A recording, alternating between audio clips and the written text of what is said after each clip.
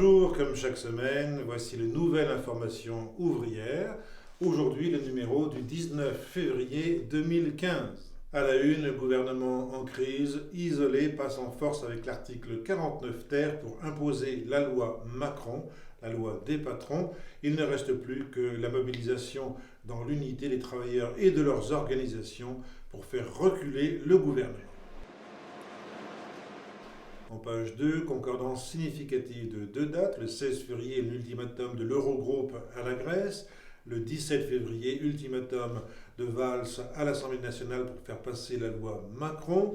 Comme le note le journal Les Échos, un journal patronal, il fallait être vu de Bruxelles et des marchés. Quant au peuple grec, pour l'aider, faut-il, comme le demandent Mélenchon et l'Humanité, convaincre l'Élysée ou faut-il agir pour stopper la politique du gouvernement Hollande?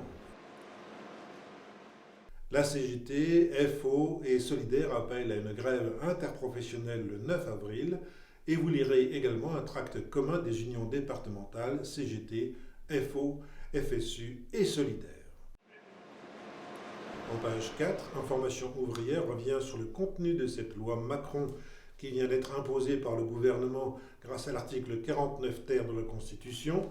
Privatisation des transports terrestres, privatisation d'aéroports régionaux, privatisation de la fabrication d'armements, filiales privées pour les hôpitaux, etc., etc., etc. En page 5, un reportage à la SNCF sur la mobilisation de la CGT, CGT-FO et Sud contre la répression antisyndicale.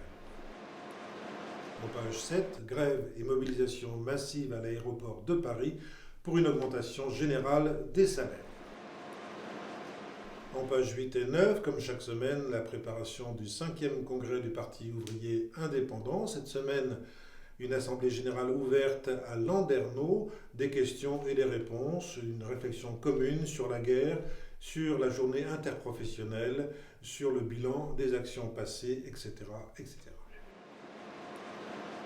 Page 10, Information ouvrière revient sur le détail de la situation en Grèce. En bas, la population veut les revendications.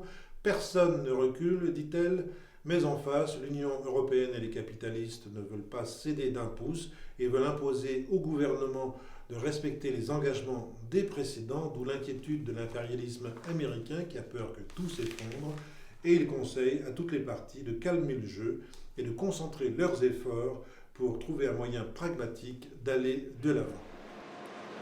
En page 14, Information ouvrière revient sur la manifestation nationale prévue le 15 avril contre le projet de loi Touraine.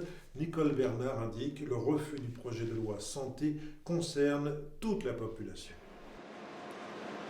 Les résultats 2014 de l'EDF viennent d'être publiés, une augmentation des profits de 5,2%. Et comme nous sommes en système capitaliste, personne ne s'étonnera d'entendre le PDG expliquer qu'il faut donc une augmentation des tarifs.